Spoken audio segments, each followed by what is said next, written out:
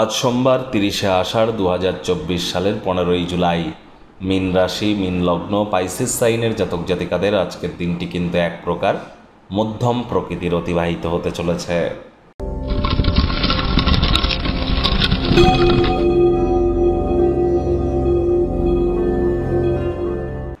ভিডিওটির শুরুতেই আপনারা স্ক্রিনে দেখতে পাচ্ছেন মহাদেবের রুদ্র গায়ত্রী মন্ত্র। ওম তৎপুরুষায় বিদ্মহে মহাদেবায় ধীমহি তন্ন রুদ্র প্রচোদয়াৎ। এটি সকাল দুপুর সন্ধ্যা 3 বেলায় 108 বার জপ করুন। না পারলে 21, 11 বা 7 বার বা 3 বার জপ করুন, অবশ্যই উপকৃত হবেন। আসছে শ্রাবণ মাস, হরি বিষ্ণু যোগ নিদ্রায় যাবেন এবং দেবাদিদেব মহাদেবের শঙ্কর রূপ বিশ্ব পরিচালনা করবেন। তার আগের এই অন্তিম সোমবার, শ্রাবণের আগের এই অন্তিম সোমবার অবশ্যই শিবজির নাম জপ ধ্যান আরাধনা করে কাটান। এটি আপনাদের নাম যশ খ্যাতি প্রভাব প্রতিপত্তি বৃদ্ধিতে অত্যন্ত ফলদায়ক প্রমাণিত হবে।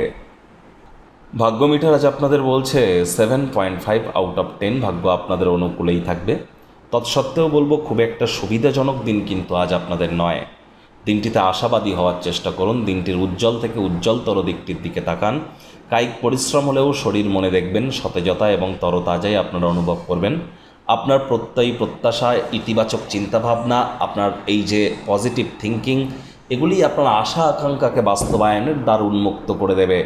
আজ সারাটা দিন ধরে অবিচ্ছিন্নভাবে অর্থের প্রবাহ বজায় থাকবে।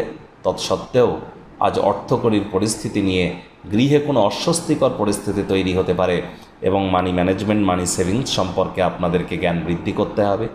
ব্যয়বহুল দিন, খরচ বাড়তে চলেছে। চাকরিজীবী যারা আছেন, অফিসে কম কথা বলে কাজ বেশি করুন, মনের থেকে মস্তিষ্ককে বেশি দাম দিন। কোনো প্রকার অফিস পলিটিক্স বা গসিপিংয়ের অংশ যেন হবেন না, বসের কিন্তু কুনজরে পড়ে যেতে পারেন। রাজনীতিবিদ যারা আছেন, জনসংযোগ বৃদ্ধি করুন। কঠোর কায়িক পরিশ্রমের কোনো বিকল্পই কিন্তু নেই। শিক্ষার্থী বিদ্যার্থীদের পড়াশোনায় মনোযোগ আরও বৃদ্ধি করতে হবে। উচ্চশিক্ষার জন্য যারা বিদেশ যাত্রার কথা ভাবছিলেন, ভাগ্যদেবীও কিন্তু আজ আপনাদের পক্ষে নেই। আজ আপনাদের সন্তান সন্ততি থেকে থাকলে তাদের দিকেও কঠোর সজাগ দৃষ্টি বজায় রাখুন। অসৎ সঙ্গে কিন্তু চলেই যেতে পারে। চোখে চোখ রেখে খুব ইজিলি মিথ্যে কথাও বলে দিতে পারে। নেশা ভাঙের প্রতি আকৃষ্ট হতে পারে। আজ কিন্তু অবসরকালীন সময়ে আপনাদের উচিত মন্দির, মসজিদ বা গুরুদ্বারা ভ্রমণ করা, বয়োজ্যেষ্ঠ ব্যক্তিবর্গদের সংস্পর্শে যাওয়া, যা আপনার ভবিষ্যৎ জীবনকে মহিমান্বিত করতে অত্যন্ত উপকৃত করবে। এ বিষয়ে কোনো সন্দেহের অবকাশ কিন্তু নেই।